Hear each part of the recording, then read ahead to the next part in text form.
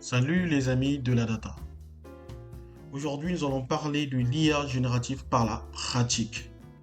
Sur cette première partie, nous allons utiliser LLM Axe et Olama. Vous pouvez me poser la question de savoir c'est quoi l'IA générative, c'est quoi LLM Axe et c'est quoi Olama. Ne vous inquiétez pas, puisque nous allons définir tous ces concepts. Alors, si on veut définir l'IA générative, on dira tout simplement que l'IA générative est un type d'intelligence artificielle qui peut créer de nouveaux contenus, comme du texte, des images, de la musique ou même des vidéos à partir de modèles préalablement entraînés sur de grandes quantités de données. Ici, nous avons une définition nette et claire sur l'IA générative. Très bien. Mais nous avons également une autre définition. LLM Axe. LLM Axe est conçu comme une boîte à outils flexible offrant des abstractions simples pour des fonctions couramment utilisées avec des modèles de langage qu'on appelle couramment des LLM. Il ne vise pas à perturber votre flux de développement, comme le font souvent d'autres frameworks plus lourds. Il propose des fonctions pour la génération automatique de schémas, des agents préconfigurés avec historique de chat auto-suivi et des agents entièrement personnalisables. Là, nous avons une définition de LLM Axe. On y reviendra et nous allons voir comment installer cela sur notre machine. C'est quoi Olama? Olama est une plateforme qui permet de télécharger, exécuter et gérer des modèles d'intelligence artificielle générative localement sur son propre ordinateur. Au lieu de passer par des serveurs distants, l'objectif principal d'Olama est de fournir un moyen plus sécurisé et privé de travailler avec des modèles de langage avancés, sans dépendre d'une connexion Internet ou de services cloud pour chaque requête. Là également, nous avons une définition d'Olama, ce que ça fait. Et c'est très intéressant, nous allons voir comment l'installer sur notre machine. Et enfin, c'est quoi un environnement virtuel? Puisque nous allons travailler sur un environnement virtuel. On ne va pas travailler d'une manière globale sur notre machine, mais on va créer un environnement virtuel. Un environnement virtuel est un espace isolé dans lequel on peut installer des paquets et dépendances spécifiques pour un projet en Python, sans interférer avec d'autres projets ou avec l'installation globale de Python sur la machine. C'est une sorte de bac à sable qui permet de gérer différentes versions de paquets et de bibliothèques, garantissant que chaque projet dispose des bonnes dépendances sans risquer de conflit. Alors les amis, c'était très indispensable pour nous de comprendre tous ces concepts, ayant des définitions nettes et claires. C'est très bien. Alors les amis, nous allons commencer.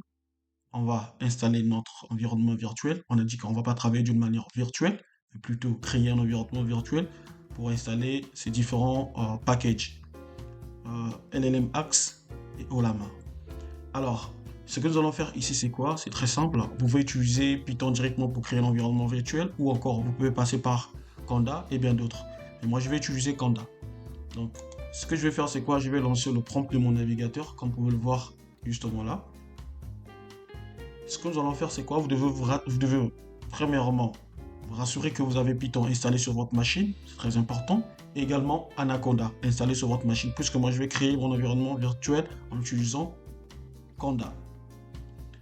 Très bien. Alors, premièrement, ce que je vais faire, c'est quoi? Je vais vérifier, si vous voulez bien.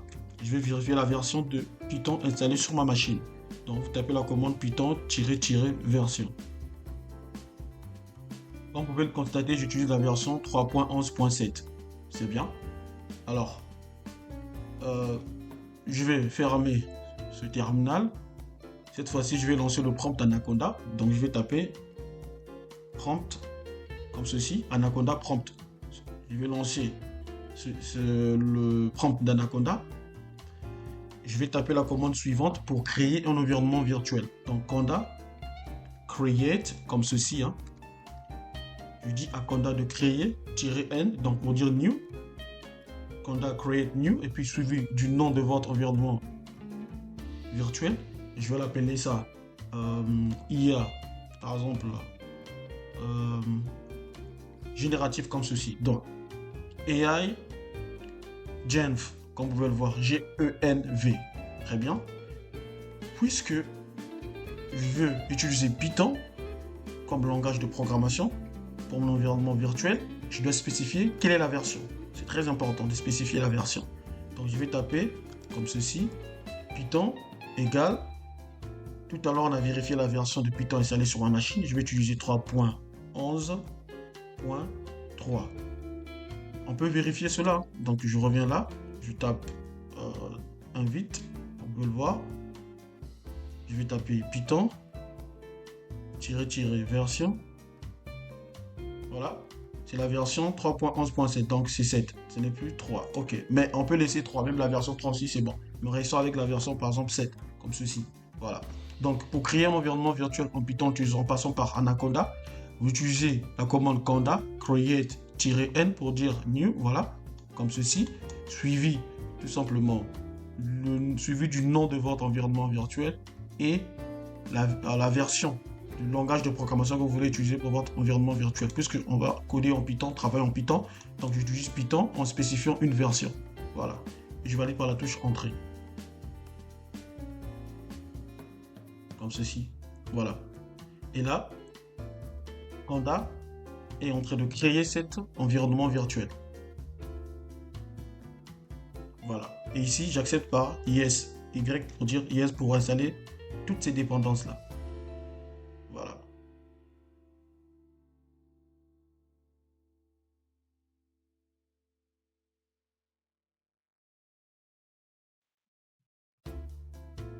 Donc là, je viens de créer notre environnement virtuel. Et là, Conda nous propose, il dit ceci, to activate this environment, use. Donc pour activer cet environnement, on utilise cette commande-là. Donc si vous voulez par exemple activer cet environnement, vous pouvez utiliser cette commande. Donc la commande suivante. Maintenant, dit to deactivate, voilà, cet environnement, vous pouvez utiliser la Conda deactivate. Donc si vous voulez désactiver tout simplement votre environnement virtuel. Nous, par contre, on veut activer, puisqu'on veut travailler sur cet environnement virtuel pour éviter tout simplement ces conflits de dépendance, voilà, ou des versions si vous voulez bien. Moi, je vais l'activer. Donc, pour l'activer, je peux donc copier ceci, voilà. Vous sélectionnez, vous faites clic droit pour copier. Quand vous êtes en terminal, vous sélectionnez pour copier, c'est clic droit et pour coller aussi ici, justement sur le prompt là. Vous voyez ici, j'utilise un environnement virtuel de base. Par défaut, c'est base. Mais juste si je clique sur, parce que c'est normal, je reprends là, je vais sélectionner, clic droit encore pour coller. Regardez ici, l'environnement virtuel de base ici, par défaut c'est base. Et si j'active ceci, notre environnement virtuel qu'on vient de créer, justement là, on switch dans cet environnement virtuel qu'on vient de créer, appelé AI GENV, pour dire générative, tout simplement. Bien, là nous sommes dans notre environnement virtuel qu'on vient de créer, c'est très bien. Et par la suite c'est quoi? Moi ce que je veux, je vais créer un dossier. Donc moi j'aimerais créer un dossier au niveau de mon bureau. Donc je reviens ici, au niveau de mon bureau, je vais donc faire CTRL SHIFT N, raccourci clavier pour créer un nouveau dossier. Je vais l'appeler IA, comme ceci, générative, sans les accents, sans la langue de Molière, tout simplement. IA générative, comme ceci. Et par la suite, c'est quoi? Je vais travailler avec un fichier PDF. Je vais prendre ce fichier PDF, je vais donc glisser déposer dans ce dossier, IA générative. Je vais donc l'ouvrir. Je copie tout simplement ce chemin, comme vous pouvez le voir. Je copie ce chemin. Et je reviens ici, je vais fermer le premier prompt là, voilà, ça, voilà. Je reviens ici. Donc rassurez-vous, vous êtes bel et bien dans votre environnement virtuel qui est activé, comme vous pouvez le voir. Ce que je vais faire, c'est quoi? Je vais utiliser la commande CD pour dire Change Directory. Donc je vais changer tout simplement le répertoire. Je fais donc un contrôle clic droit. Donc je fais un clic droit pour coller tout simplement le chemin là. Comme vous pouvez le voir, hein, ce chemin. Donc contrôle C. Et vous venez ici au niveau de prompt d'Anaconda. Vous faites clic droit pour coller tout ceci sur chemin. Donc rassurez-vous d'ajouter, c'est-à-dire avant de coller, hein, de mettre CD, tout simplement. Voilà. je valide par la touche Entrée. Et là, je suis bel et bien dans mon dossier et dans mon environnement virtuel que je viens de créer, AI Jamf. Voilà, très important. Et par la suite, ce que je vais faire, c'est quoi? Je vais l'ouvrir au niveau de VS Code. Voilà, mon éditeur de code. Donc, je fais code. Comme vous pouvez le voir, raccourci, car c'est justement un raccourci. Donc, code. Vous validez par la touche Entrée. Il va donc l'ouvrir. Très bien. Comme vous pouvez le constater, hein, mon dossier est là avec ce fichier-là, PDF reçu. C'est très bien. Alors, jusqu'à présent, on n'a pas encore installé LLM Axe et Olama. Alors, ce que nous allons faire, c'est quoi? On va installer LLM Axe et ensuite installer Olama. Voilà.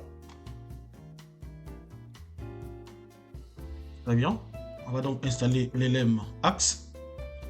Je vais donc nettoyer mon prompt d'Anaconda. J'utilise la commande CLS pour nettoyer, tout simplement. Alors, pour installer LLM Axe, c'est très simple. Vous utilisez la commande pip install suivi de le nom tout simplement de votre package que vous voulez installer. Donc, LLM-6 Axe, comme ceci. Voilà, je l'installe. En tapant par la touche Entrée. Très bien. Là, on installe LLM Axe sur notre environnement virtuel appelé AI Jamf. Voilà.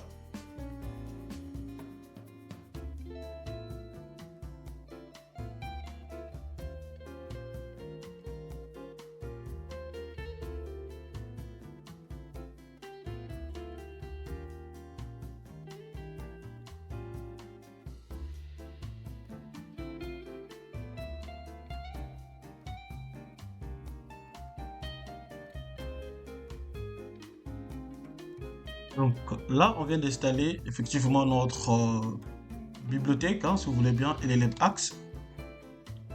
Voilà, ça s'est bien installé sur notre environnement virtuel. Voilà, justement ici, ça s'est bien installé. Alors, ce que nous allons faire ici, on va installer Olama. Donc, on va installer Olama. Donc, je vous invite hein, sur Google Chrome pour effectivement installer Olama localement sur notre machine. Donc, vous tapez Olama, justement ici, hein, Google me propose, j'ai olama.com, donc je valide par la touche Entrée. Et ici, je suis sur la plateforme Olama. Vous cliquez sur le bouton, comme vous pouvez le voir ici, ce bouton. Voilà. Alors, si vous utilisez une machine macOS, si votre système d'exploitation c'est Mac, effectivement, si vous utilisez un Mac, vous cliquez ici. Si c'est Linux, voilà, vous cliquez sur Linux. Si c'est Windows, ben, vous cliquez sur Windows. Par contre, moi, j'utilise Windows, donc je vais cliquer par défaut. Hein, déjà, la plateforme Olama a détecté le système d'exploitation que j'utilise sur ma machine. Voilà, comme vous pouvez le voir ici, c'est déjà sélectionné. Donc, je vais cliquer Download for Windows. Donc, j'accepte. Je clique là-dessus. Comme vous pouvez le voir, là, Olama se télécharge, tout simplement. Alors, ici, on vient de télécharger Olama. Vous avez le fichier exécutable ici. Pour le retrouver, vous pouvez le trouver dans téléchargement, répertoire téléchargement. Vous allez retrouver Olama justement ici, télécharger. Donc, on va l'installer localement. Hein. Vous cliquez là-dessus.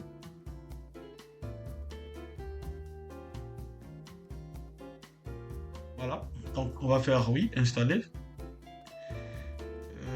Qu'est-ce qu'il dit? Preparing. Voilà, ok. Next. C'est très simple hein, pour l'installer, c'est très simple. Suivant, voilà, c'est très simple. Donc là, Olama s'installe localement sur notre machine. Voilà.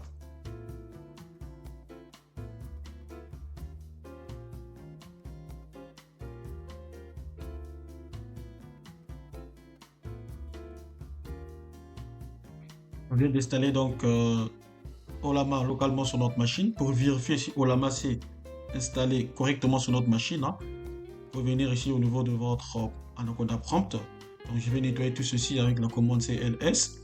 Je vais donc taper Olama. Donc tirer version.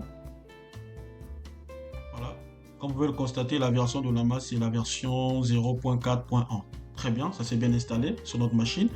Alors cette fois-ci, on va télécharger un modèle sur la plateforme Olama. Donc je reviens ici, je clique sur modèle. C'est ici que vous allez trouver tous les modèles, hein, si vous voulez ici. Voilà. Et moi, ce que je vais utiliser ce modèle, Lama 3.2. Voilà, parce qu'il ne pèse pas trop, c'est juste 2 Go. Comme vous pouvez le voir, rassurez-vous que vous avez de mémoire du disque dur. Donc ce modèle pèse 2 Go. Donc si vous l'installez sur votre machine, ça va occuper 2 Go de votre disque dur. Donc voilà, comme vous pouvez le voir ici, 2 Go. Vous cliquez la commande, hein, justement sur ce petit truc là, ce petit bouton si vous voulez bien, hein. Donc Olama Run, Lama.3.2. Donc vous venez ici, vous tapez clic droit pour coller tout simplement une ligne de code, hein, si vous voulez bien du texte sur un terminal bien sûr, hein. Vous tapez clic droit pour coller tout simplement. Et par la suite, vous pouvez cliquer par la touche entrée. Donc vous avez deux commandes. Il y a d'autres personnes qui vont directement taper. Et si vous tapez pull comme ceci, vous allez l'installer. Sans pourtant vous générer en fait le prompt pour effectivement taper,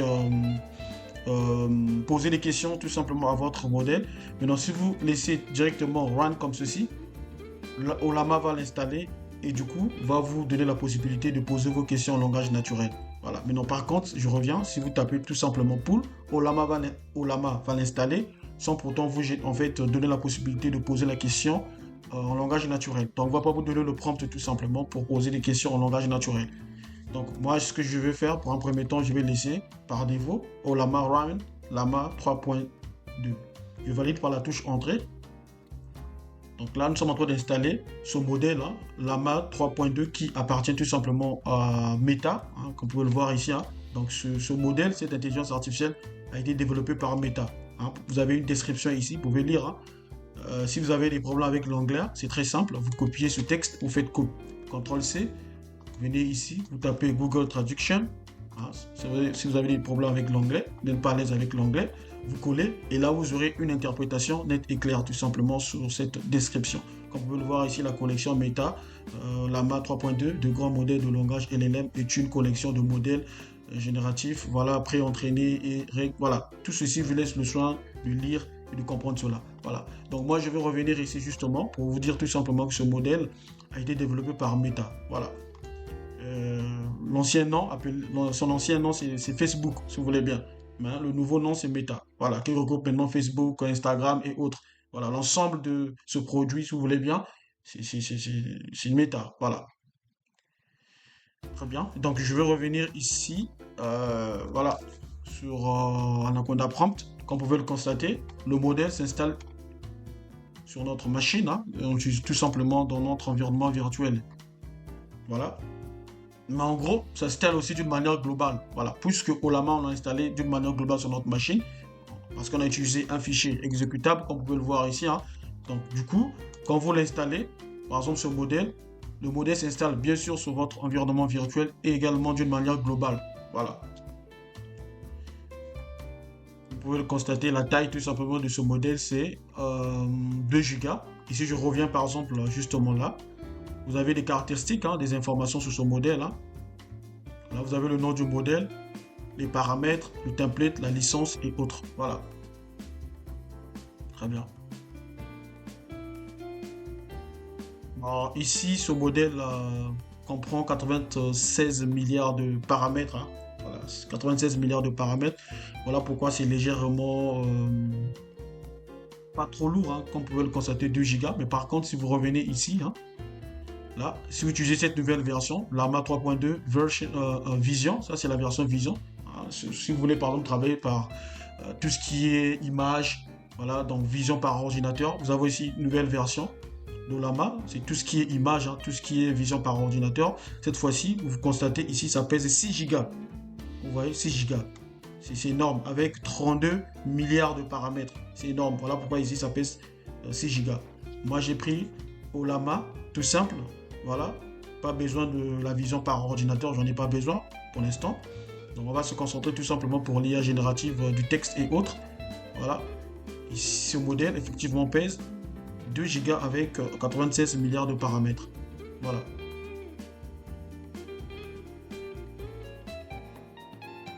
Donc là, ça s'installe correctement. Et voilà. Donc, comme vous pouvez le voir, hein, donc grâce à cette commande-là, au Lama Run, Lama 3.2, et du coup, qu'est-ce qui s'est passé? Olama nous a généré en fait ce prompt pour poser des questions en langage naturel. Donc si je lui pose la question de savoir, par exemple, je pose la question de savoir, euh, par exemple, c'est quoi, par exemple, on va poser la question, hein. Voilà. C'est quoi, par exemple, le rôle, si vous voulez bien, d'un data, juste un exemple, data scientist.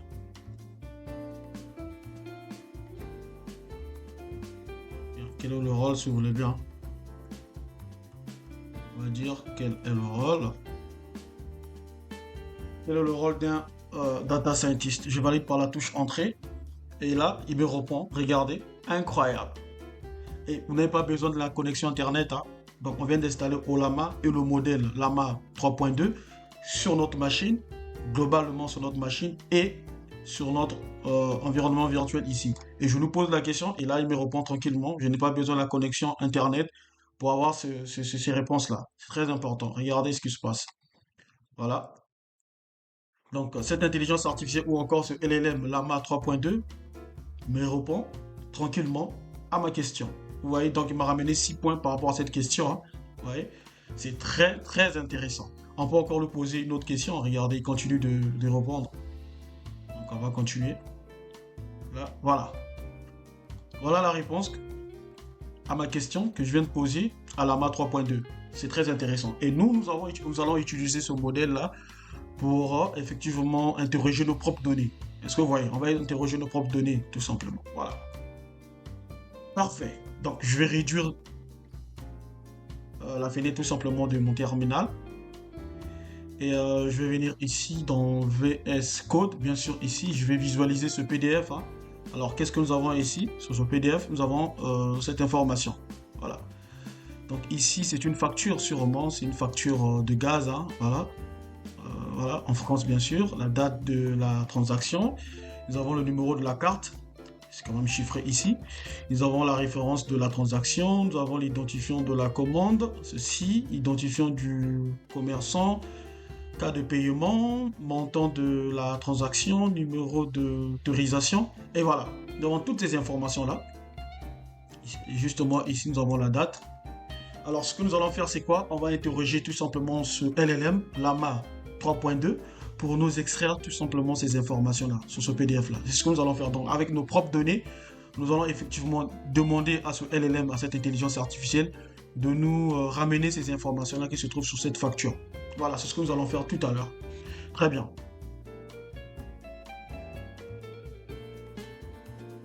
Donc, très bien, je peux revenir ici, hein. Maintenant, si vous voulez sortir du prompt, hein, faites CTRL D pour sortir du prompt. Alors, vous avez quelques commandes ici si vous voulez, par exemple, que Olama vous aide, hein. Regardez, vous avez une commande globale si vous voulez de l'aide, hein. Vous tapez par exemple Olama, help. Il va vous ramener toutes les commandes que vous pouvez appliquer, hein. Donc, regardez ici. Voilà. Olama Serve, c'est pour démarrer en fait le serveur Olama.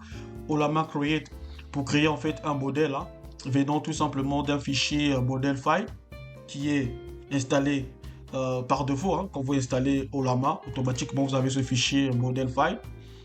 Olama Show, c'est pour afficher toutes les informations par exemple d'un modèle spécifique, hein. Regardez ici, je vais essayer cette commande là. Regardez, je vais essayer cette commande Olama Show, par exemple le modèle qu'on vient d'installer, Lama 3.2. Regardez. Et là, il me ramène toutes les informations de ce modèle-là. L'architecture ici, c'est une architecture Lama. Les paramètres ici, regardez ici. Comme vous pouvez le voir, comme vous pouvez le constater, donc 3.2 milliards de paramètres.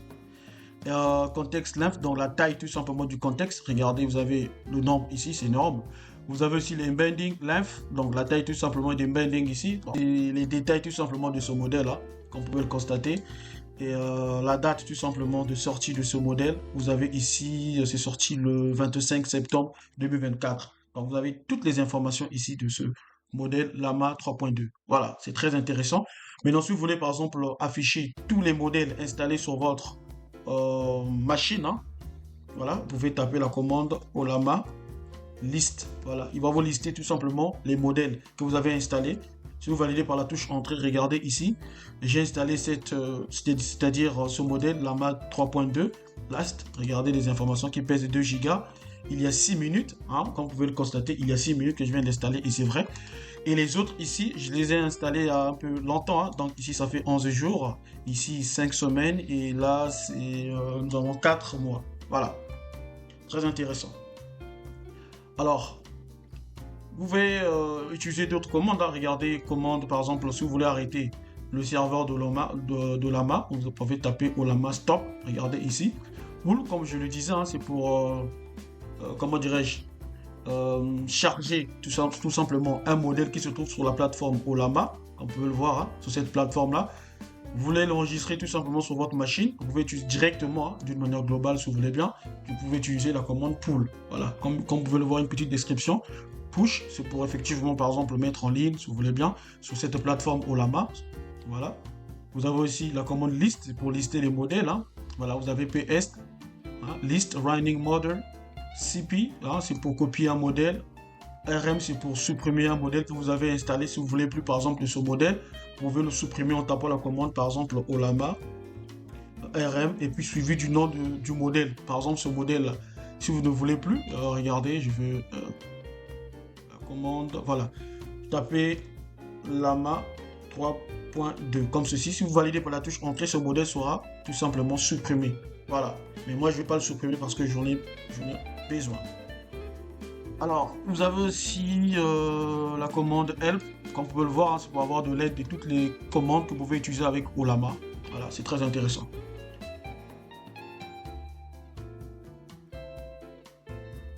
Alors, les amis, nous allons créer un fichier, hein. Donc, depuis notre dossier IA générative, que je vais appeler app.py. Voilà, comme ceci. Alors, nous allons commencer à coder. Je sais que c'est ce que vous voulez, hein. Voilà, cette partie, le codage.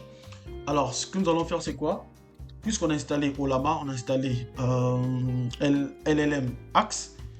Donc, du coup, je vais dire from LLM Axe point import online agent Olama chat PDF, parce qu'on va travailler avec un PDF. Voilà. Et par la suite, ce que nous allons faire, c'est quoi? Nous allons donc, je vais donc créer une variable, si vous voulez bien, appelée LLM. J'ai dit un modèle, hein, que je vais initialiser. En utilisant la variable LLM, comme ceci. Je vais donc faire appel tout simplement à Olama chat, comme ceci. Olama chat prend comme paramètre, si vous voulez bien, ou paramètre un modèle, comme vous pouvez le voir. Alors, dans ce paramètre, ce que vous allez spécifier ici, ce que vous allez spécifier comme paramètre, si vous voulez bien, le nom du modèle que vous avez installé. Regardez, depuis la plateforme Olama. Donc, nous avons installé ici Lama 3.2. Regardez, on va vérifier, hein, justement là. Voilà, justement là, voilà, c'est ce modèle que nous avons installé. Donc, je peux copier ce modèle, je copie, et par la suite, je vais spécifier ça justement dans Olama chat. Donc, comme pour modèle, je vais utiliser ici Lama 3.2. Voilà. Vous n'êtes pas obligé de mettre le last là, last à la fin là. Vous pouvez l'enlever. Voilà. Tout comme vous pouvez le laisser comme ça. Très bien. Alors, ce que nous allons faire, c'est quoi par la suite? J'aurai besoin d'importer quelques éléments ici. Donc, cette fois-ci, je vais faire ceci. Olama from LLM axe.modèle cette fois-ci. Import, si vous voulez bien. Donc c'est pareil, hein. Soit vous utilisez from LLM axe import Olama chat, ou encore vous pouvez utiliser LLM axe.modèle cette fois-ci. Import. Donc ce sera la même chose. Olama chat. Donc vous avez deux possibilités pour utiliser Olama chat pour l'importer. Première possibilité. Nous allons également importer from LLM axe point corps, si vous voulez bien. On va importer tout simplement notre fichier, c'est-à-dire pour lire notre fichier PDF, donc read PDF, on en aura besoin. On va importer cette fonction. On va également importer la fonction safe JSON, donc pour effectivement lire le format JSON d'une manière sécurisée, si vous voulez bien. Vous pouvez également importer un autre élément ici, c'est-à-dire une autre fonction depuis from LLM axe, comme ceci, point agent. Donc on fera appel à un agent hein, depuis ce module agent. On va donc importer la fonction data extract pour extraire des données si vous voulez bien. Donc on va extraire nos données provenant de cette facture là reçue. Voilà. Très bien. On vient d'importer toutes les fonctions nécessaires pour la suite. Et du coup là, qu'est-ce que nous allons faire cette fois-ci? On vient d'importer des bibliothèques, c'est-à-dire les fonctions nécessaires pour communiquer avec nos propres données. Hein. C'est très bien. On vient d'initialiser tout simplement notre LLM en utilisant la fonction Ollama Chat et on a tout simplement utilisé le modèle Llama 3.2 que nous avons installé depuis la plateforme Ollama. Très important. Et c'est bel et bien, ce modèle est bel et bien local sur notre machine. Non seulement sur notre machine globale, mais aussi sur notre machine environnement virtuel AI GENV. Voilà. Donc pour dire AI Generative. Voilà. Très bien. Ensuite, ce que je ferai, c'est quoi? Je vais donc créer une fonction, disons une variable là, que je vais appeler par exemple info pour lire tout simplement notre fichier PDF que nous avons justement là, dans le même dossier. Il se trouve notre fichier Python, hein, app.py. Alors, ce que je vais faire, c'est quoi? Je vais donc utiliser la fonction read PDF hein, pour lire ce PDF là. Et par la suite, c'est quoi? Je vais donc spécifier le chemin. Donc, puisque ce PDF se trouve dans le même dossier, donc je vais tout simplement taper reçu comme ceci, reçu.pdf. Voilà, PDF comme ceci, c'est très intéressant. Et là, je vais à la ligne. Ce que je vais faire, c'est quoi? Je vais utiliser donc une variable pour dire data extractor. Donc D pour dire data, le petit E qui signifie extractor. Donc je vais extraire les données qui se trouvent sur ce PDF là, tout simplement. Donc là, j'ai fait appel. Quelle est la fonction qui permet d'extraire les données sur un PDF? Ben, c'est tout simplement la fonction data extractor que nous venons d'importer depuis le module agent. Voilà. Et depuis le package LLM Axe. Très intéressant. Alors, ce que nous allons faire, c'est quoi? Je vais donc faire appel à cette fonction data extractor. Si vous n'êtes pas à l'aise sur la notion des packages et des modules, et il y a une formation hein, dans la formation partie 2.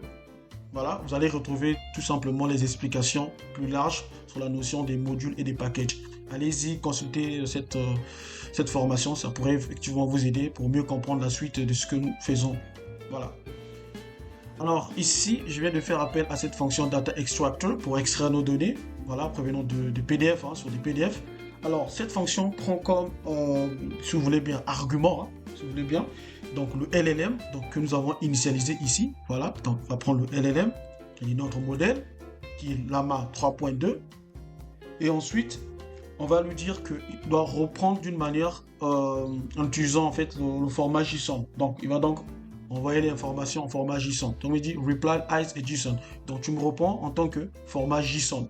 Voilà ce que ça signifie tout simplement. Alors, je vais donc initialiser à true pour dire oui, true. Voilà. Et par la suite, ce qui va se passer, c'est quoi? Je vais donc créer une variable que je vais appeler réponse, si vous voulez bien resp, comme ceci. Je vais donc récupérer data extractor, point. Je vais donc lui poser la question. Je vais donc lui poser la question à ce LLM là. Je lui dis, écoute, je t'injecte tout simplement mes données, qui est le PDF hein, reçu, que j'ai stocké dans cette variable info, comme vous pouvez le voir. Bon, ici, je peux appeler ça data. Pourquoi pas? Je vais dire data, pour être beaucoup plus clair. Donc, je vais enlever info, je vais mettre data. comme ceci, voilà. Et par la suite, c'est quoi? Je vais spécifier quelles sont les informations que je vais extraire sur cette facture-là, sur ce PDF-là. Vous voyez? Donc, si je clique là-dessus, par exemple, je veux la date. Donc, je vais copier tout ceci. Je veux que tu puisses m'extraire cette information-là. Donc, je vais faire ceci. Je vais copier tout ceci. Voilà. Justement, cette information. Voilà. CTRL-C. Je reviens ici. Je mets double quote. Je colle. Voilà. Virgule. Qu'est-ce que je veux encore que tu puisses extraire? Puisque le numéro de la carte, c'est crypté, hein, comme vous pouvez le voir, c'est juste les 4 derniers chiffres qui sont visuels, hein, bien sûr, qui sont visibles. Hein, voilà, qui sont visibles. Alors, je vais pas le prendre, hein, je vais juste prendre la référence de la transaction. J'ai besoin de cette information. Je copie. Et je vais donc coller ici. Donc, vous séparez chaque élément ici par les simples codes ou les doubles codes. Voilà. Mais le mieux serait des doubles codes pour s'échapper tout simplement des mots apostrophes. Voilà. Sinon, vous aurez une erreur, bien sûr. Je prends également l'identifiant de la commande. Je veux cette information que je vais extraire. Voilà. CTRL-C. Et voilà. Je viens coller également. Donc voilà. J'ai besoin de quoi? J'ai besoin de l'identifiant du commerçant. J'ai besoin de cette information là aussi. Voilà. Je copie. Et donc je sépare par une virgule et double cote. Je colle cette information. Je vais continuer. Hein. Je vais prendre le cas de paiement. Ça aussi. Je récupère cette information. Voilà. Copie. Copier. Voilà, je vais à la ligne, je vais donc coller. Voilà, je reviens. Je vais prendre le montant de la transaction. Cote, je colle, je sépare, virgule, je reviens. Je prends le numéro d'autorisation.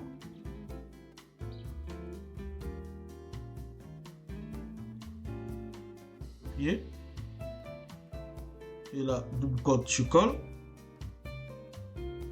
Je reviens. Est-ce qu'il y a un autre truc à ajouter? Non, je crois qu'on va s'arrêter là. Très bien. Voilà. Et par la suite, c'est quoi? Je reviens à la ligne. Hein. Je récupère cette variable réponse. Je vais donc l'afficher. Donc, je vais utiliser la fonction print de Python. Et là, je vais donc faire appel à cette variable print pour afficher tout simplement cette information. Alors, c'est très bien. Ce que je vais faire, c'est quoi? Je vais donc visualiser cette information. Je vais donc afficher. Donc, terminal, new terminal. Puisque je suis déjà dans ce dossier-là, ce que je vais faire, c'est quoi? Python, suivi du nom de mon fichier app.py, comme ceci. Et je valide par la touche Entrée. Il va me ramener la réponse sous forme de format JSON, hein, sous forme tout simplement d'une réponse de format JSON. Voilà, j'ai initialisé à true. Normalement, je dois avoir une réponse de ces informations-là extraites en format JSON. Voilà.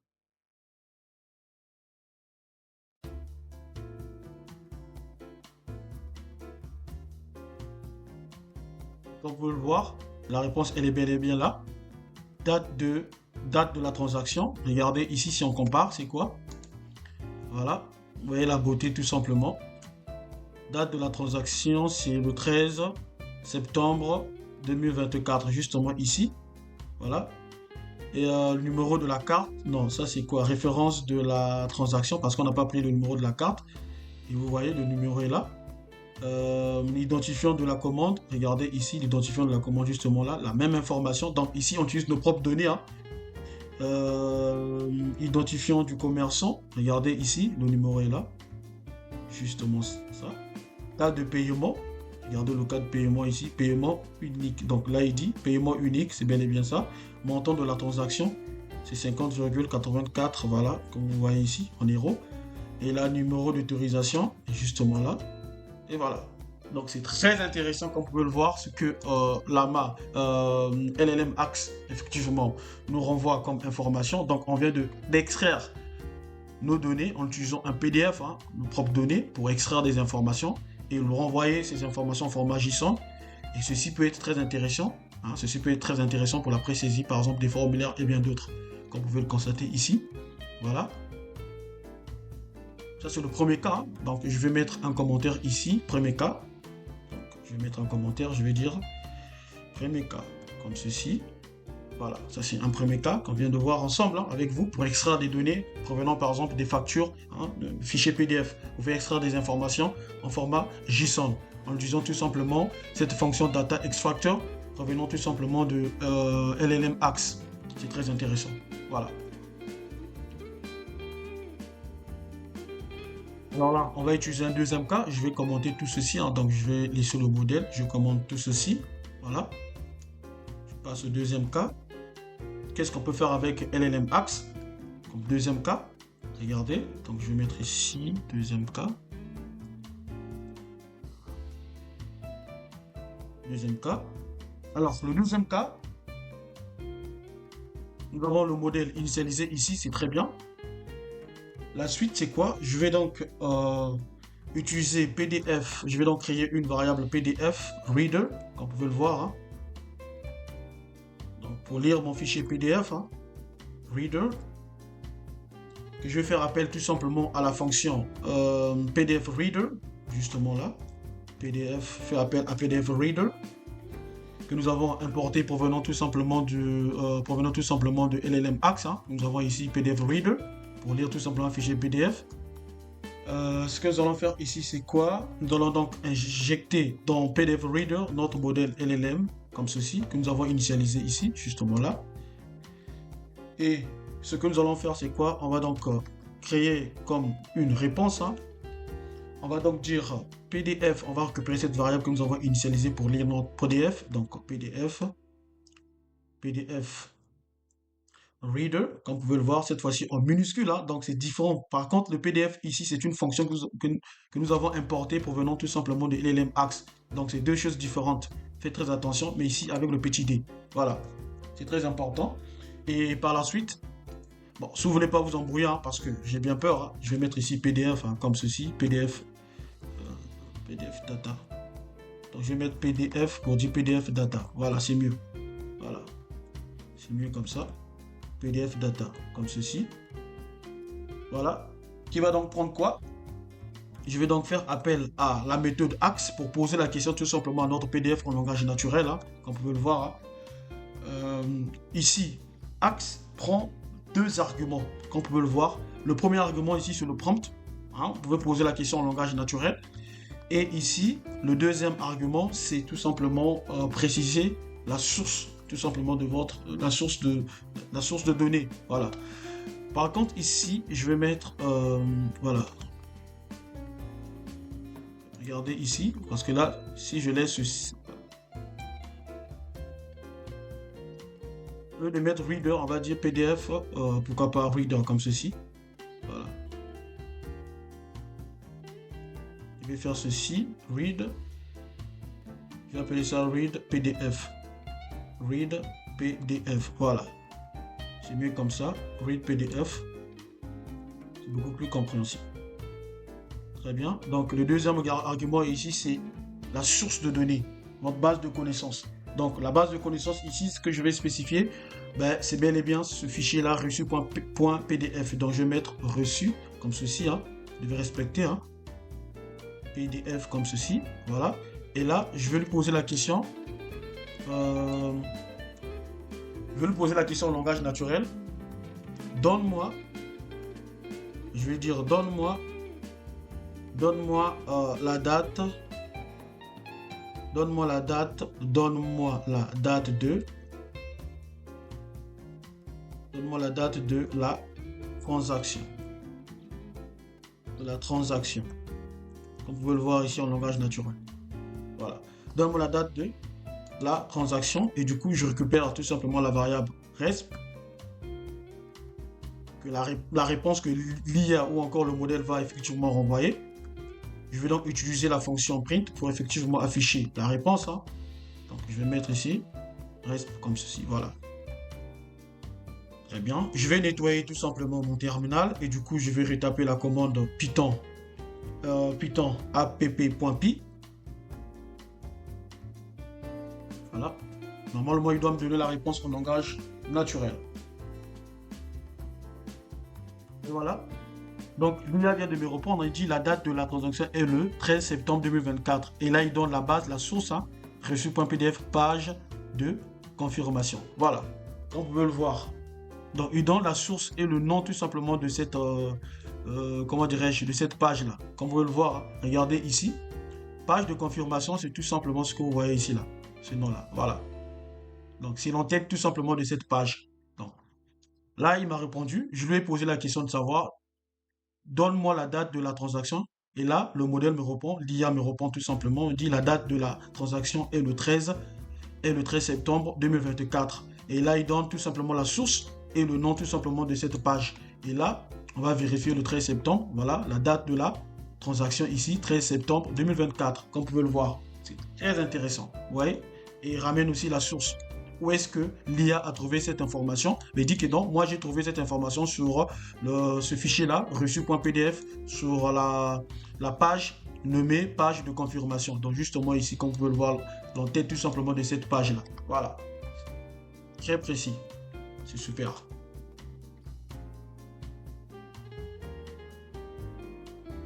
Voilà un peu les amis. On peut effectivement changer. Hein. Si vous voulez voir, donne-moi la date de la transaction. Vous pouvez changer. Vous pouvez le demander. Ce que vous pouvez voir ici hein, sur cette facture-là. Regardez. On peut lui demander quel est le montant. Voilà. On peut lui dire, donne-moi le montant. Voilà. On va lui dire cette fois-ci. On va lui demander le montant tout simplement. Donne-moi. Bien quel est le montant. Quel est le montant. Quel est le montant de la transaction source? Quel est le montant de la transaction de cette facture? Voilà. Je nous pose la question en langage naturel. Hein. Ici, j'utilise le français. Hein. Donc, voilà. Quel est le montant de la transaction de cette facture? Si on pose ici, voilà. Montant de la transaction. Voilà. Et ici, l'IA normalement doit me répondre en langage naturel. Donc, on va donc former une phrase pour effectivement me donner une réponse. Donc, à base tout simplement de cette question, et du coup, on va donc reformuler cela pour me donner une réponse en langage naturel beaucoup plus correct et lisible. Et là, l'IA me répond, comme vous pouvez le constater, hein, selon le document reçu.pdf, le montant de la transaction est de, comme vous pouvez le voir, hein, 50,84 €. Donc, tout simplement la source, page de confirmation, ligne 4. Très intéressant. Quelle précision, comme vous pouvez le voir. Voilà, c'est cette ligne-là. Voilà. Donc, voilà un peu ce qu'on peut faire avec LLM Axe. On va donc faire un troisième cas. Donc, ça, c'est le deuxième cas. On va donc passer au troisième cas. Je vais donc commenter tout ceci. Troisième cas. Donc, je vais mettre un commentaire. Hein. Troisième cas. Troisième cas. Alors, le troisième cas, cette fois-ci, ce que nous allons faire, c'est quoi? On va donc utiliser toujours notre modèle. Raison pour laquelle vous pouvez le voir ici, on a initialisé notre modèle en utilisant une variable ici à LLM hein, pour dire grand langage de modèle. Hein. Voilà. C'est en français, bien sûr. Hein. Et ce que nous allons faire, donc, je vais créer une variable. Cette fois-ci, va aller chercher l'information en ligne. Hein. Donc, je vais dire à ce modèle d'aller chercher les informations qui sont en ligne. Ouais. Donc, le modèle ici est installé localement sur ma machine. Donc, c'est pour aussi la sécurité. Si on revient, hein, regardez, je vais revenir ici.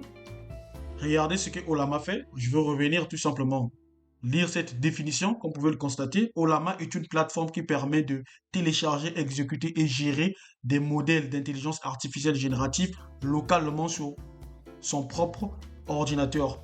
Au lieu de passer par des serveurs distants, donc ici on n'utilise pas un serveur distant. Donc tout ceci se trouve sur notre machine, raison pour laquelle vous êtes sécurisé. L'objectif principal de Ollama est de fournir un moyen plus sécurisé, c'est ce que j'ai dit, et privé, vous voyez, de travailler avec des modèles de langage avancés, sans dépendre d'une connexion Internet. Comme vous pouvez le constater, hein, ça ne demande pas la connexion Internet. Une fois que vous l'installez, vous n'avez plus besoin de la connexion Internet. Je le dis. Voilà. Et donc là, la suite c'est quoi? Ou des services cloud pour chaque requête. Donc on n'utilise pas un service cloud. Tout ceci est sur notre machine. Raison pour laquelle vous avez une protection par défaut quand vous installez Ollama sur votre machine. Voilà. Donc vous pouvez travailler avec vos données sensibles. Voilà. Alors je reviens ici. Ce que je vais faire c'est quoi? Cette fois-ci, je vais demander à ce modèle qui est installé localement sur ma machine d'aller chercher les informations qui se trouvent en ligne. Vous voyez?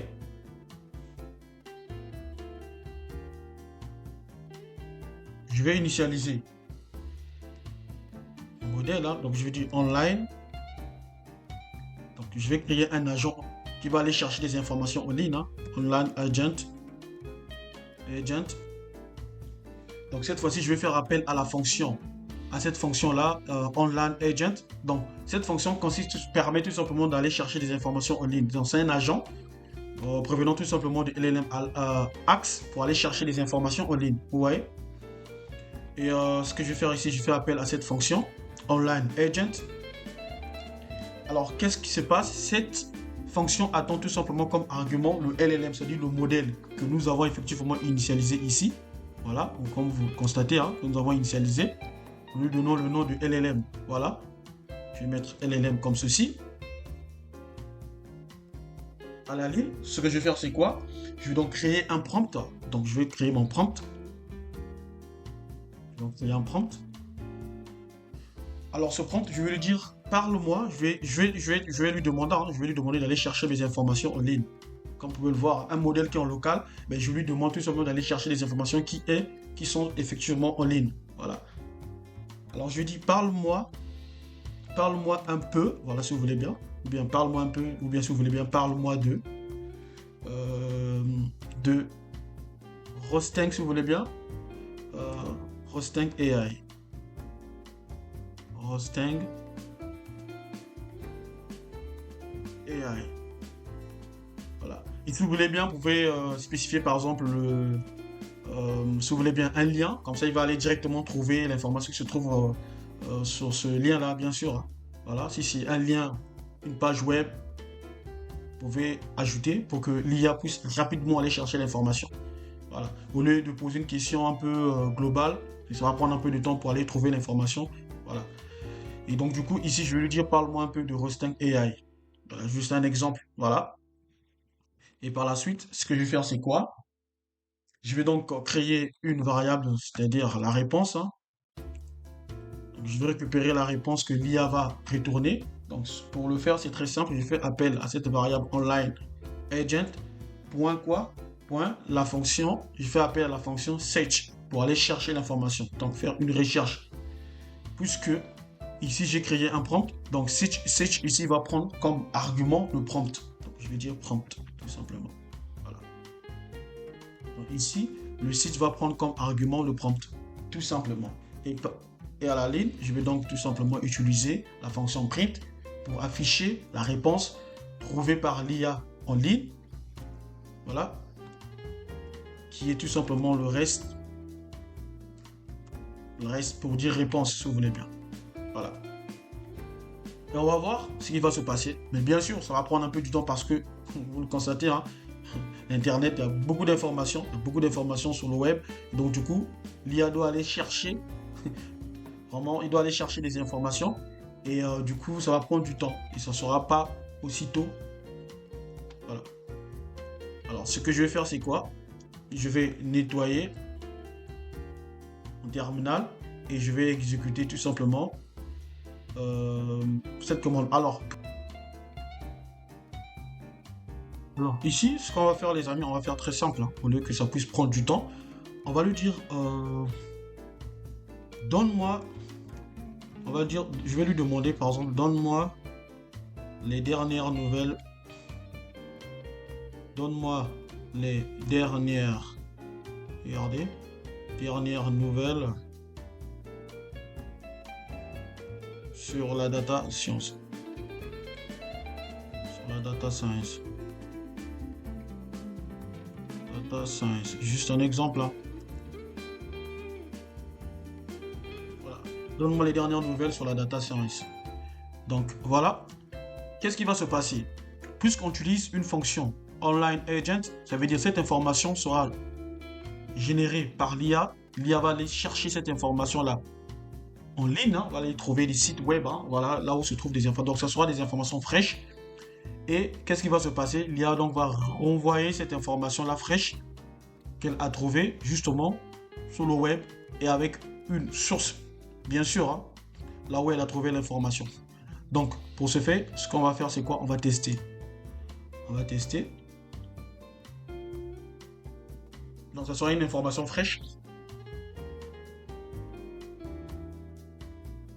Voici la réponse que l'IA effectivement a trouvée en ligne, hein, sur Internet, basée, donc ça c'est en anglais, hein, voilà, based on information from the Internet. Regardez ici, basé sur les informations venant de l'Internet, hein, sur l'Internet si vous voulez bien.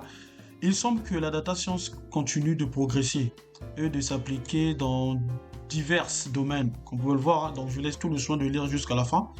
Ouais, donc cette information ne vient pas localement ou bien ne vient pas avec l'IA sur la base de connaissances entraînées, c'est-à-dire pré-entraînées, mais par contre, cette information provient tout simplement de l'Internet, tout simplement. Donc, du coup, l'IA a trouvé ces informations-là sur Internet et du coup, ramène des informations fraîches, comme vous le voir. Alors, l'élément qui permet en fait de le faire, c'est tout simplement cette fonction appelée Online Agent. Donc, de LLM Axe, vous pouvez le voir, hein, et justement ici, donc on a dit depuis LLM Axe, import online agent. Donc online agent, c'est tout simplement une fonction qui permet de faire quoi? De chercher et trouver des informations fraîches sur internet et vous ramène ça localement sur votre machine, bien sûr, comme vous pouvez le constater. Donc grâce à cette fonction, on peut chercher des informations fraîches sur internet.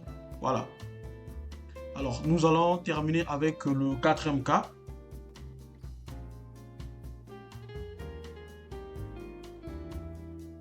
Très bien. Donc, le quatrième cas, ce que je vais faire ici, je vais nettoyer mon terminal avec la commande CLS, comme ceci. Je vais donc réduire tout ça. Voilà. Je vais donc commenter ce code, hein.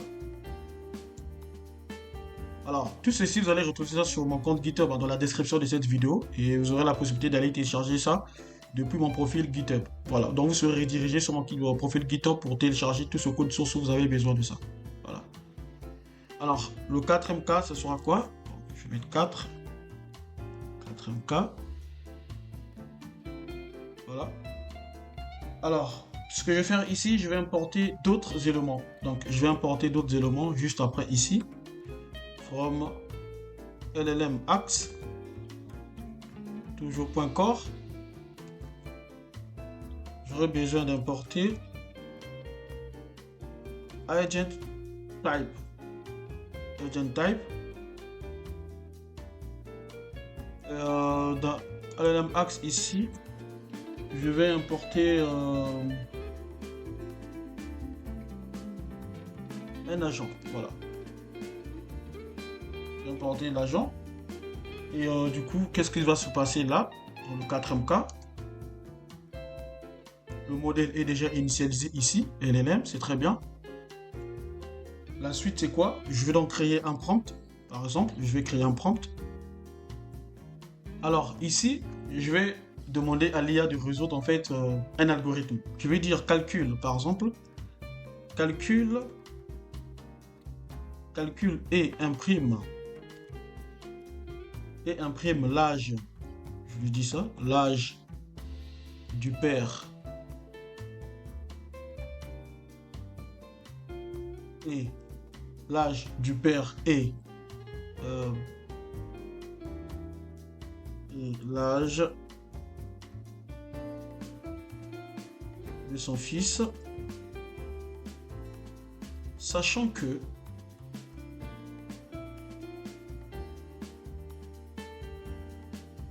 le père a n années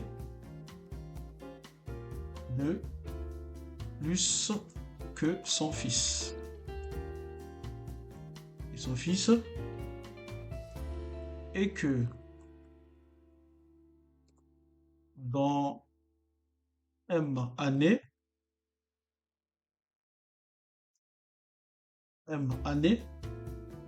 il aura K fois l'âge du fils. Voilà. Donc, je demande tout simplement à l'IA, donc j'ai créé un prompt, hein, c'est un algorithme que je vais donner à l'IA tout simplement de résoudre, hein. Je vais lui dire de résoudre tout simplement ce problème-là. Je vais faire ceci comme ceci. Voilà. Faire comme ceci. Voilà. Ok. Voilà. Je viens de créer mon prompt. Et la suite, ce sera quoi? Je vais donc utiliser un planner. Donc, je vais commenter ça. Vous allez voir ce que ça fait, hein. Donc, je vais commenter. Je vais utiliser un planner agent, un agent planner qui va donc faire quoi? Je vais donc initialiser une variable de planner, cet agent-là. Je vais donc initialiser cet agent. Je fais appel tout simplement à la fonction agent que on vient d'importer tout simplement depuis LLM Axe, le module agent. Comme vous pouvez le voir, c'est cet agent-là qu'on vient d'importer. Et donc du coup, cette fonction va donc prendre quoi en paramètre ou comme argument, hein, rappelez-vous. On aura un LLM, donc c'est-à-dire notre modèle, hein. Et du coup, on aura agent type. Donc le type d'agent ici, on aura tout simplement un agent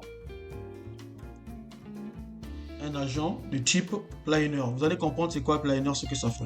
Voilà. Et donc du coup, je reviens à la ligne, hein. Je vais donc créer une réponse, hein. Donc je crée la variable réponse. Je vais donc faire appel à ce planner là. Je vais lui poser la question. J'utilise la fonction axe pour poser tout simplement la question à mon LLM, à mon modèle, hein, tout simplement cet agent. Et je vais tout simplement l'injecter ces prompts là pour résoudre tout simplement cet algorithme là qui se trouve dans ce prompt. Donc je vais faire prompt comme ceci. Voilà. Et par la suite, je vais donc utiliser ma fonction print pour effectivement imprimer ou afficher la réponse. Voilà. Comme ceci. C'est très bien. Et donc là, je vais donc remonter cette barre. Et du coup, je vais compiler la réponse. Donc je dis Python app.py. Voilà.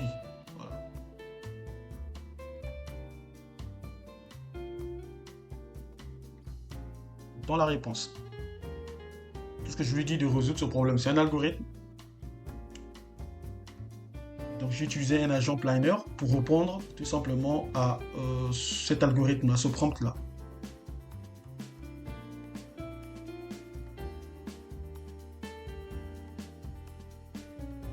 Et voilà. Il vient donc de résoudre mon algorithme, hein. Voilà, il vient de résoudre mon algorithme. Très intéressant. Regardez ce que l'IA renvoie, hein. Il dit plan d'action, il dit petit temps, récupérer les informations entre n, m et n pour les variables n, et m et k, créer des équations basées sur les informations fournies. Donc, euh, c'est cet agent. Donc, si vous voulez par exemple utiliser LLM Axe pour répondre aux questions de type planner, donc il va donc répondre les réponses sous forme de, comment dirais-je, des puces, c'est-à-dire, comme vous pouvez le voir ici, hein, les petits 1, petit 2, petit 3, avec l'ordre, comme vous pouvez le voir. Alors, ce qui fait ça, c'est tout simplement cet agent-là, Planner, qui répond en fait en suivant ce type-là, en donnant ce type de réponses beaucoup bien détaillées, comme vous pouvez le voir, hein. Donc, ce sont des réponses de type Planner. C'est un agent que j'ai tout simplement fait appel pour me répondre tout simplement ou résoudre mon algorithme sous forme euh, d'informations, comme vous pouvez le voir ici, bien détaillées, voilà, numérotées, en d'autres termes. Voilà, c'est très intéressant, comme vous pouvez le constater, hein. Donc le petit 2 ici crée des équations basées. Voilà, il donne même la formule comment effectivement résoudre ce problème. Et là, développe l'équation x, tout ça, il donne l'information. Et là également résout l'équation quadratique pour trouver la valeur positive de x, âge du fils. Utilise la valeur de x pour calculer la valeur de n, âge du père, et m, décennies. Imprime les âges du père et du fils. Voilà, c'est très intéressant. C'est ce que cet agent fait. peux également renvoyer les informations ou encore les réponses sous forme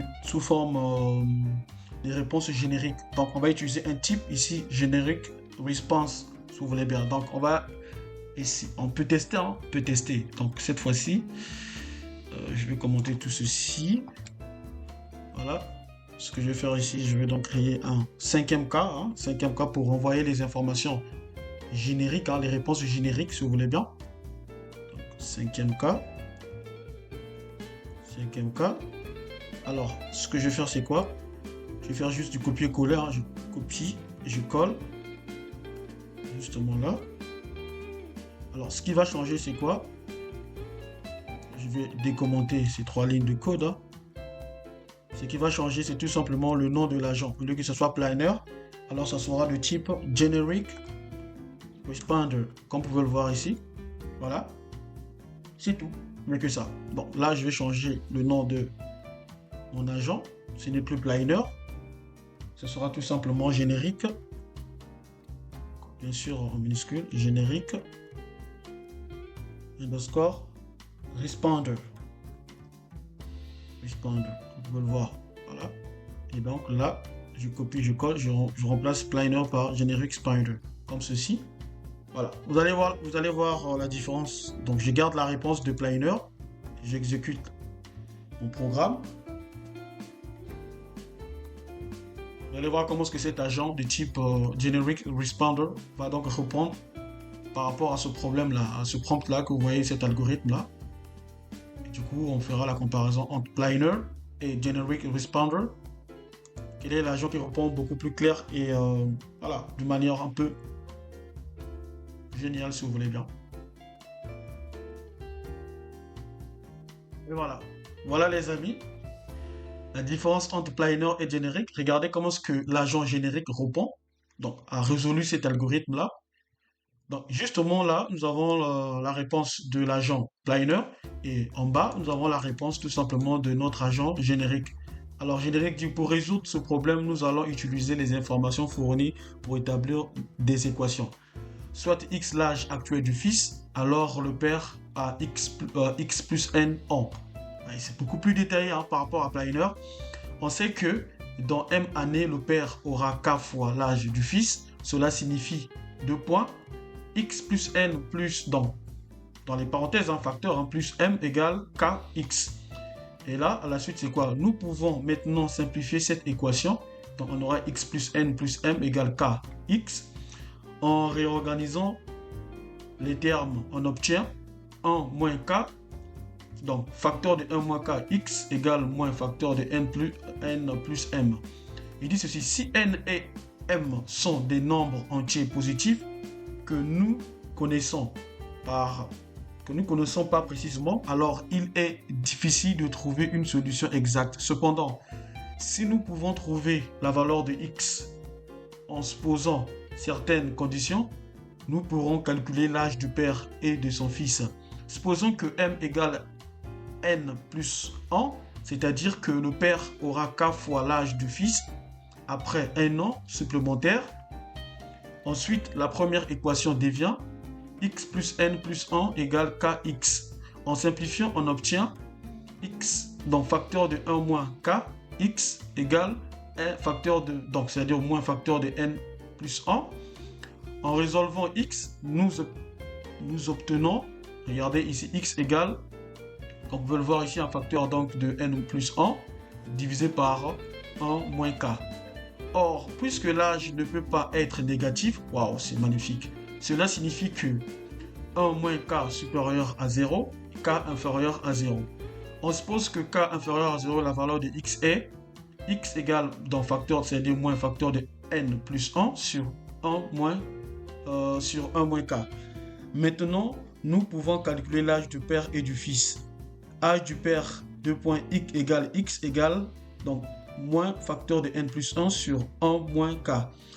Âge du père, c'est quoi? X plus n.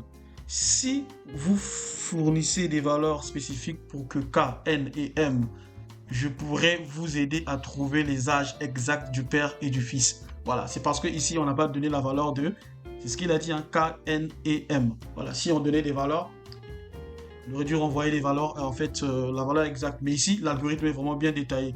Et ceci nous rappelle tout simplement la notion de notre formation, partie 1, la formation algorithme et structure de données. Tout ça, ça a été vraiment détaillé. On a parlé là-dessus, ouais, sur le dossier Algo 1 et dossier Algo 2. Très intéressant, les amis. Vous voyez, moi j'aime bien cet agent Generic Responder parce que c'est bien détaillé par rapport à cet agent-là, agent Planner. Voilà les amis, ce que je voulais vraiment partager avec vous, c'est vraiment incroyable cette bibliothèque LLM Axe appliquée avec Olama. Vraiment c'est incroyable, c'est incroyable. Je vous demande tout simplement voilà, d'aller plus loin, bien sûr, hein, de travailler avec vos propres sources de données, hein, essayer un peu de voir ce que ça donne dans votre côté, d'appliquer, hein, ce n'est pas un film, mais appliquer ce que vous voyez, ce n'est que comme ça que vous allez apprendre et être efficace.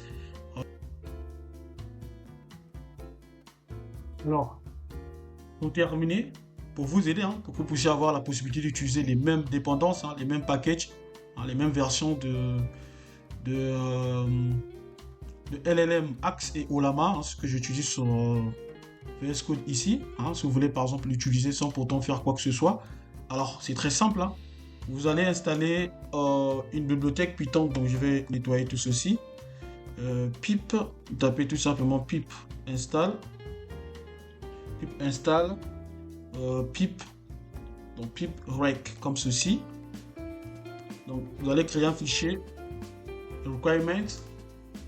Voilà, c'est bien installé. Ça s'installe correctement.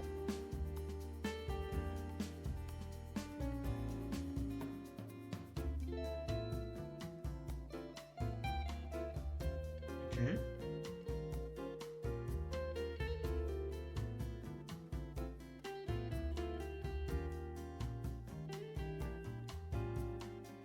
Très bien. Ça s'est bien installé. Alors, vous allez voir, vous allez constater quelque chose, hein. Je suis dans mon dossier IA générative. J'ai mes fichiers ici. Alors, qu'est-ce qui va se passer? Je vais donc taper piprec va me générer un fichier texte là où j'aurai toutes mes dépendances avec des versions. Alors, je vais taper piprex comme ceci pour créer ce fichier. Voilà. Et du coup, j'ai ceci comme dépendance dans LLM Axe tout simplement. Voilà, j'ai juste LLM Axe et je n'ai pas d'autre. Voilà. Alors, c'est grâce à piprex que vous avez la possibilité tout simplement de générer ce fichier-là. Voilà. Donc là, si vous téléchargez ce dossier-là sur GitHub, sur mon profil bien sûr, ce que vous allez faire, c'est tout simplement, euh, vous allez créer votre environnement virtuel bien sûr, et ensuite, voilà, vous allez coller, hein, le dossier là où ça se trouve, hein, le répertoire tout simplement de votre dossier, et taper la commande pip, et taper la commande tout simplement pip. Je vais revenir ici, hein, sur le prompt d'Anaconda, voilà. Vous allez taper la commande pip install, comme vous pouvez le voir ici, -m requirement, comme vous pouvez le voir le nom du fichier, hein, requirement,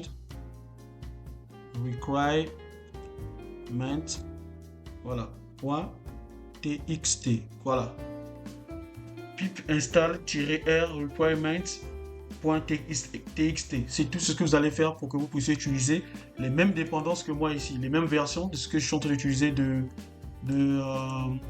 LLM Axe, comme vous pouvez le voir ici, hein. Voilà.